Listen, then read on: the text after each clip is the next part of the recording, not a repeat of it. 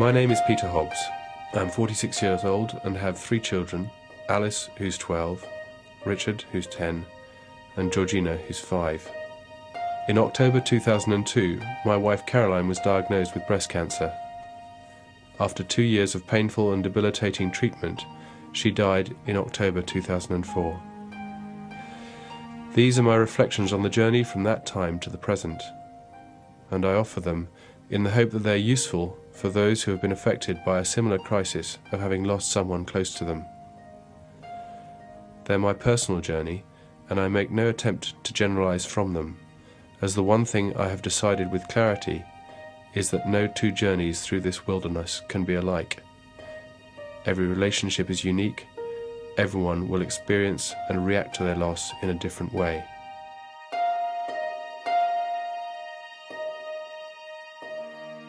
While I never for a moment expected that I'd be on the receiving end of this kind of trauma, I look back now and see many ways in which God seems to have prepared me for the burden I now bear.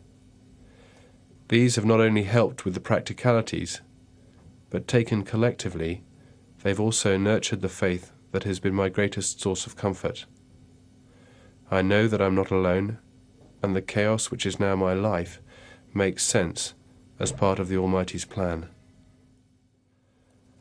As well as being one of the most selfless, courageous and honest people I have ever met, Caroline was a committed Christian. For this reason, there was nothing hollow about her approach to death.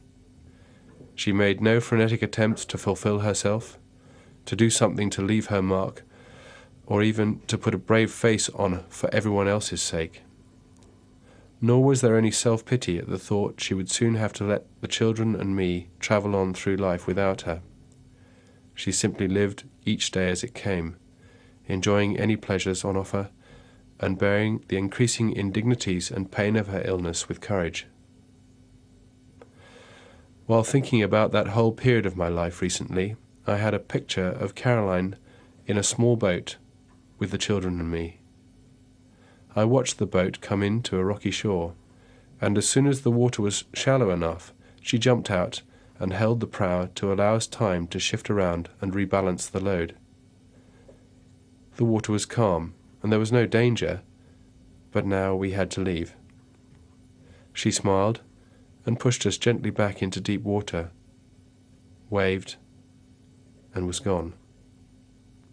While we were sad that she was no longer with us, we knew that the landfall she had made was one that we would also make in the future, and on that day that she would be there once again to hold our boat and help us ashore. And what of our journey since then? Well, there have been good times and bad for all of us. Grief has sapped my energy and scrambled my decision-making so that I have made more mistakes than usual. However, we've been hugely blessed by my friends and family, who have obviously been watching us all more closely than we realize. I feel as though my every trait has been accentuated. I've always been a coper, and my drive to cope has sometimes stopped me from asking for help when I should have. I'm a romantic and have thrown myself with reckless abandon into new relationships. I'm impatient, and there are times when my desire to hurry God's plan has pushed me towards Hagar, not Sarah. My children and I have all taken turns in rocking the boat. There have been times when the enormity of the task facing me has felt overwhelming. As a fairly conventional Anglo-Saxon male, I was never prone to tears, but now I frequently find that an act of kindness or an emotional situation, particularly one involving children, cracks the mask of adulthood behind which I hide, and exposes me as the child I still am underneath. Thank God. There's been humour. I think of Caroline fainting with shock at the fact that I now know how to make gravy, and that I'm worrying about the children's diet. There's been loneliness at not having anyone to share the joys and challenges of parenthood with, and at driving home from friends' parties to a cold bed. There's been guilt at my envy of those same happily married friends. There's been the excitement of new relationships that have reminded me of my youth. There's no fool like an old fool. And despair as early promise has been replaced by the realization that real life is not that simple. There's been the fear that I no longer fit, that my thoughts and behaviours are no longer normal.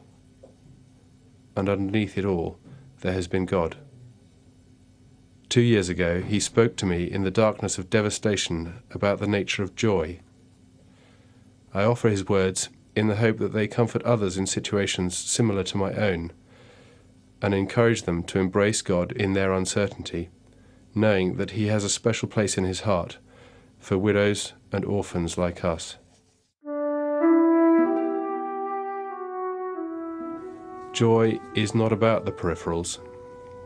It's about what is at your centre. Take my possessions, I still have my job. Take my job, I still have my health. Take my health, I still have my life. Take my life, I still have Jesus, my joy.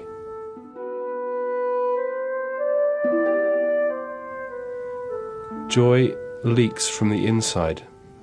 It cannot be painted on from without. It is the face of God reflected in the heart of man. It does not require that every detail is buttoned down, that every relationship is perfect, that security is complete. Joy is living with ambiguities and living in hope. It's living for a future we do not yet know, refusing to be a hostage to a past we cannot change. Those who live joyful lives do homage to the one who gave them life and whose love holds them in being. It says, I trust you in all things, and thank you that what you have made is good.